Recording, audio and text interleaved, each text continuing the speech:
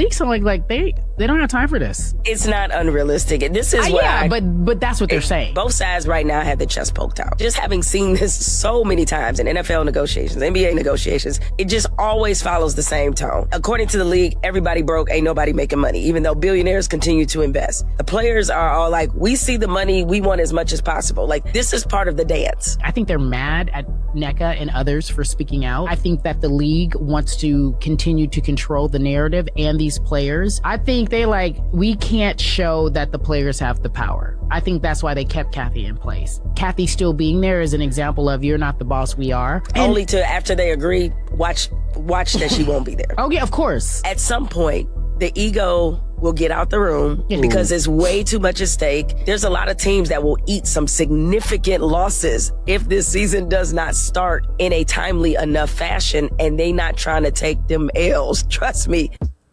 Blah, blah, blah. Here's the thing. Nobody's trying to take an L, but when you have taken a few L's, you start getting used to it. Right? Right? That's why confidence is a mother sucker.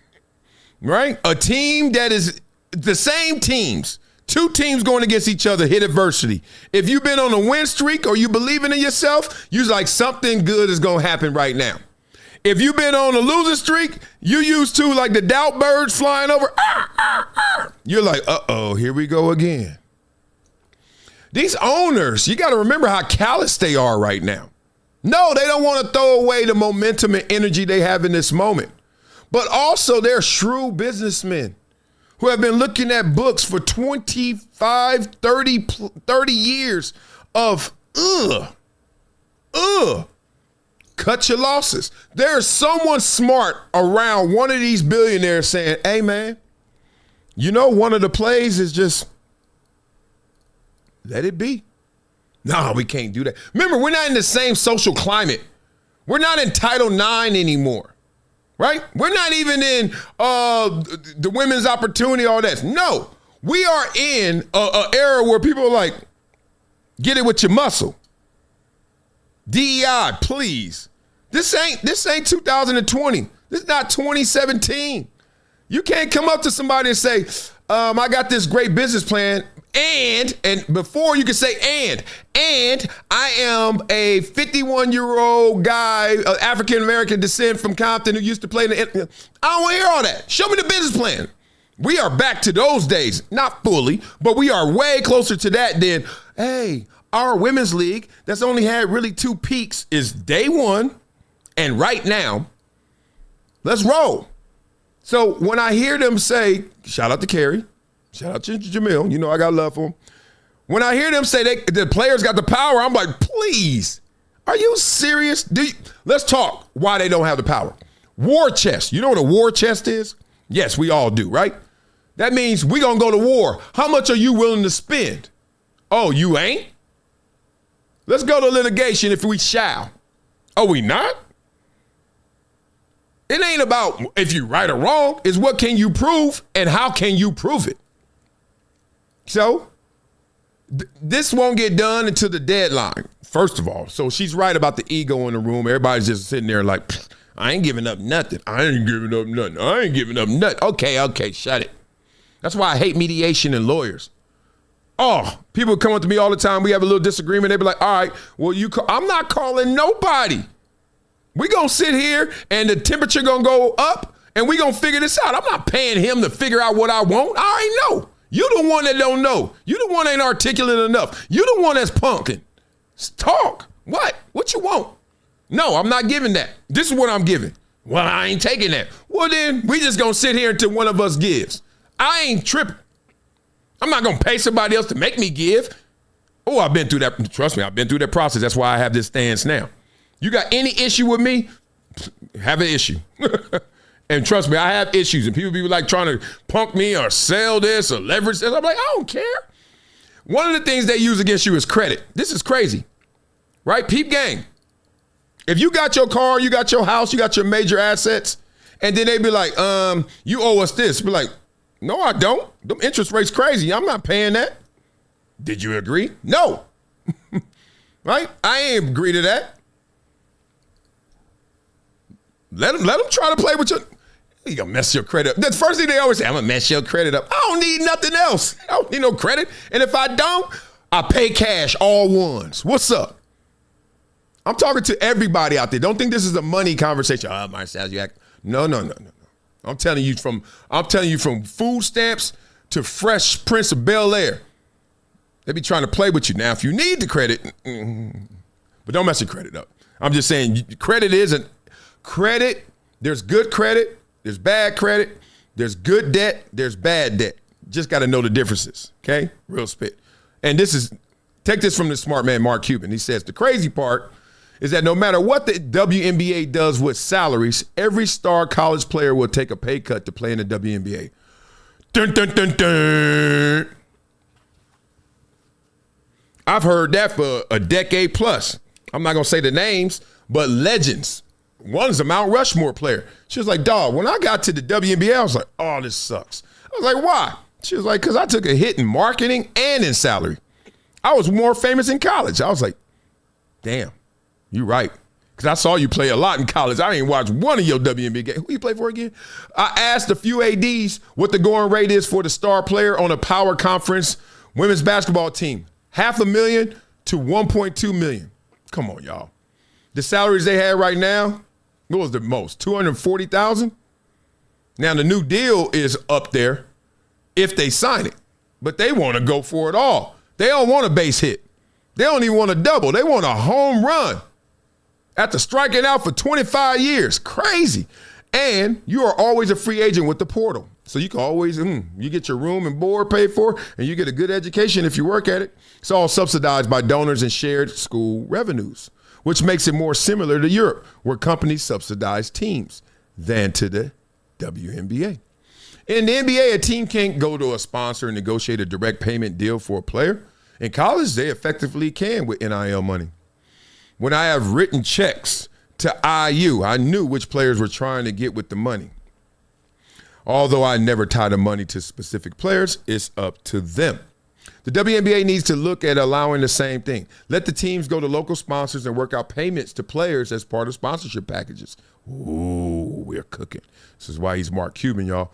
The big name players have agents to do this. The rest make minimal amounts with or without an agent. And you know these lazy ass agents are pissed off at that. They don't want to do extra work. All they want to do is sign the contract, get their 3% and say, peace. Well, it's time to work, homie. Let WNBA teams pay NIL money to its players. It's counterintuitive for NBA folks, but here is the issue. WNBA teams don't have the margin dollars from tickets, sponsors, and shared revenues like TV to pay bigger salaries using their own cash flow. That's the paragraph. We're stopping right here, right now. This is not apples to apples. This is not analogous to the NBA. So for them to always want to use the beats and the model of the NBA for the WNBA, you are fooling yourself. You are deluding yourself. You don't have the same inputs, so you won't have the same outputs. With help from the league, they could create NIL deals with sponsors that go directly to the players from the sponsors. Come on, baby. Make it legal. Create a cap per player based on years of experience. Man, he cooking over here right now. Yes, some teams will suck at it. That's where the WNBA comes in to help. They will suck at it as well for some period. But like collegiate NIL, the sponsorship packages will supplement player salaries without undermining the economics of the teams and league itself. Ooh. The next question will be competitive balance issues. The big markets can do this better. They have a great addressable market for sponsors. The WNBA could require that some percentage of the NIL money deal goes into a pool for a version of revenue share. This is effectively what happens or did with jersey ads. I remember advocating that the jersey ads be split with all teams because the greatest value to sponsors comes not from local TV or games, but from national TV, playoffs, and jersey sales. This would be similar. Obviously, I'm just spitballing this, but if they came on Shark Tank, that's what I would suggest. What do you think? I thought that was a hell of a start. I thought that took me somewhere way better than hearing what I'm hearing from these WNBA negotiations. That's what I think. It's simple. You got some stars. Just address the elephant in the room. Golly, what is wrong with us when we can't just say what it is? Look, I understand they're women. Understand we love them. I understand we like them. Understand that the ball ain't the same, but we trying to keep it the same. Y'all, we never gonna fix it until we get to the illness, not the symptoms. The illness is this ain't the same. Okay? When you watch the women's game as a product, it's not the same. Last night I was watching curling on the Winter Olympics. It's an amazing sport to watch. I mean, it's the best background sport I've seen in the Winter Olympics. I'm like, damn. I actually am, when they slide and they let that thing go before that green line and then they be, first of all, if my hips could be as flexible as them, the men and the women, there's no difference. I watched it yesterday in the 4-box with no sound. I didn't care, men and women, there was no gap. I didn't see any disparity, no gap, no contrast. They were the same to me. Here's the thing. When you see a product like that, you're like, all right, unilaterally, we can invest the same. But when you see a discrepancy, when you see one of them dunking and one of them ain't, one of them three-point line looking closer, one ain't, one ball smaller, one ain't, one can't jump, the second jump, one can. Like, if we can't do that, if we can't talk about the illness, why there's not the same amount of money going in, the inputs aren't the same, then the output won't be the same. And I think the owners, maybe closed door they do this, but openly they know the PR issues that come from saying, this ain't it. They keep trying to show you the dollars, but the dollars don't make sense until you present it in the package. Like, this is where the money is now. And this is the highest it's been since we started. And that was just based off of potential and interest and early investment. Now we're here, and it can go bigger, but we've already made missteps and miscues. Caitlin Clark went on the Olympic team. We already made missteps and miscues. She gets hurt in her second year. Like, we already made some issues of the peak. And even at the peak, it ain't it. Why? Because this is not it. Okay? We trying to sell badminton like it's basketball. It's badminton. What's good, fam? It's your boy, Marcellus Wiley. And I got to talk to you about something that's been a game changer for me. Y'all know I've been on the comeback trail after my hip surgery. And let me tell you, getting back to 100% ain't easy. I've been looking for anything to give me that edge, to help me bounce back stronger, faster. And that's where VINIA's new blood flow hydration product comes in. Oh, this ain't just another supplement, people. This is about optimizing your body from the inside out. Since I started taking VINIA blood flow hydration, I'm feeling a big difference in my physical therapy sessions and my energy levels. And for anyone out there, or just looking to elevate your daily well-being, this is it. So head over to my link in my bio, check out VINIA blood flow hydration, and start your own comeback story. Trust me, your body will thank you. It's been a decade plus that I knew that this day was going to come. Oh, this is not hyperbole here. Because I believe the purpose.